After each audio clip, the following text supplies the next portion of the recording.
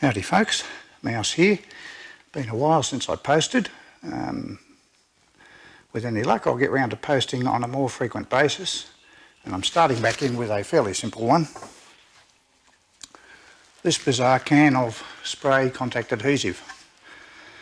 I'll give you a closer look at the can, and you can see that it's collapsed. The atmosphere has squished it. And that's particularly bizarre. So that's why I'm posting it, because I thought it might be interesting to some people.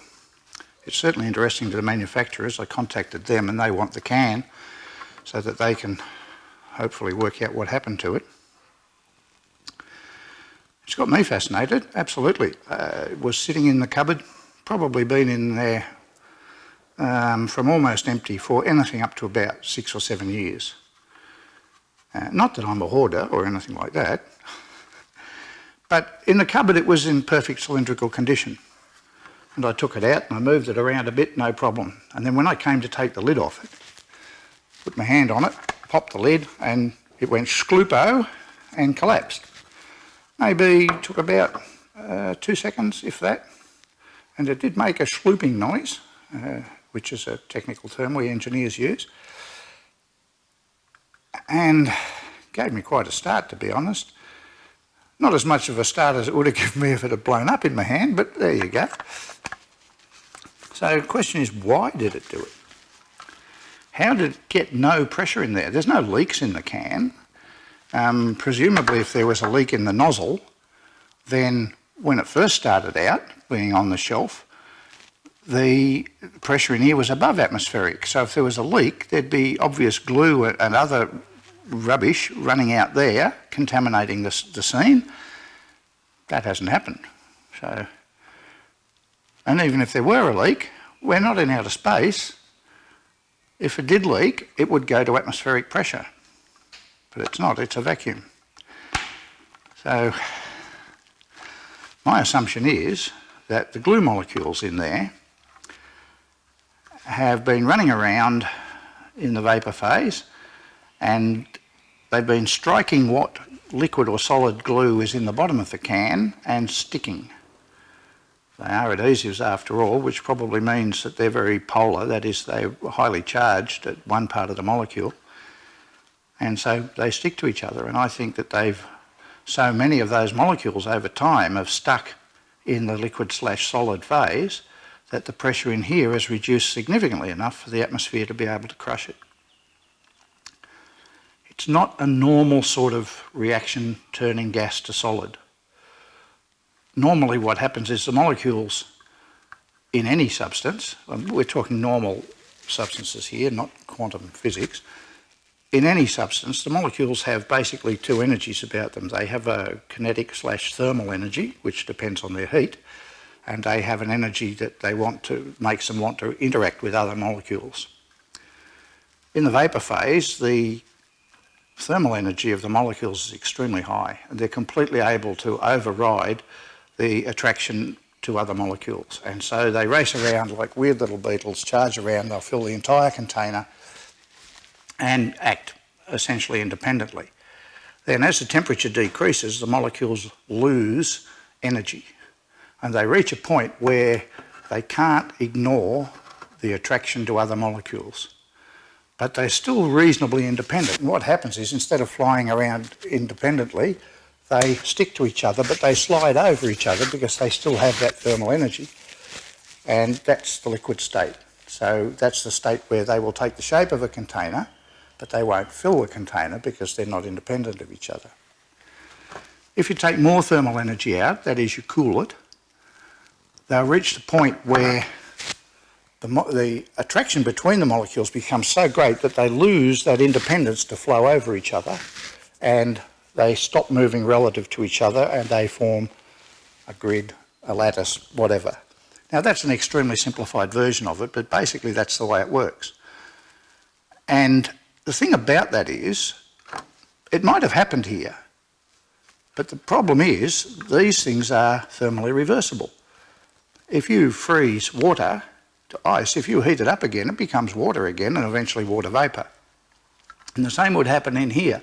As the temperature went up, if it were a normal thermodynamic solidification, then that glue would go back into the vapour phase and the pressure would equilibrate again. Not necessarily at atmospheric, but probably at something above atmospheric, because that's how it was designed in the first place. So it's not as simple as that. Now there are other processes that could be happening, a process called deposition, where materials go directly from the vapour phase to the solid phase, and I won't bore you with that, it's probably boring enough as it is.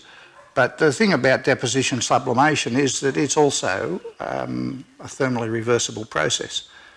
If something deposits, then you heat it up, it sublimes. That's the way it works, goes back into the vapour phase. So it's not simple. It's complicated by the fact that there's more than one or two components in here. It says that the propellants are hydrocarbons, so probably butane or something of the like, and it's a fair assumption that most of those were gone if the can was essentially empty, which is the assumption I'm making. It also has glue, and it may have more than one sort of glue in there. And of course it also has volatile solvents, which is how the glue dries. The glue comes out of the can mixed with a volatile solvent, goes on the surface, the volatile solvent flashes off, and your contact cement goes tack-free. So there may be more than one solvent involved. There may be other components in there that I don't know about. There may be components that are designed to affect the viscosity and the sprayability of it.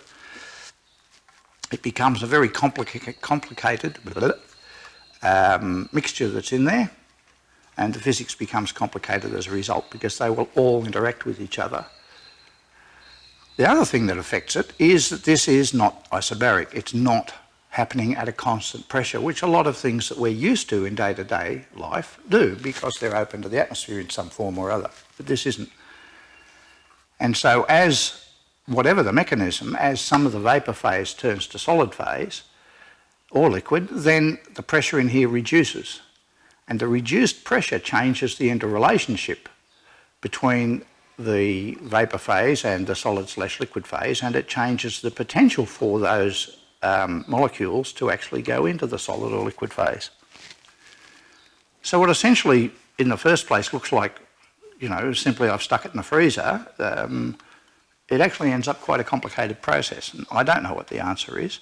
It's not my field of expertise by any means. So I'm going to send this off to the manufacturers, and I hope that they'll be good enough to send me their opinion on what happened. And perhaps then I'll be able to finish this video off with an explanation from them as to what happened. Question, is it hazardous? Well, I don't think it's likely to explode, and I don't think it's likely to implode. I'd say it's at some sort of, well, not equilibrium, because the atmosphere is probably trying to squash the can a bit more, but the can's reached a point where it's saying, no, sorry, you can't do that. But is it hazardous apart from that? I don't know. I mean, there's only so much change that can happen to a can because it only has a certain volume, and as long as that volume's decreasing, not increasing, it shouldn't be too bad.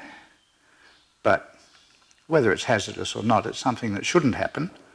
And I've had a quick look around on the internet, and I've not seen any other instances of it. So let's hope that the manufacturers can find out what's going on and make sure it doesn't happen again. Okay, I'm going to leave it there. Thanks for your time.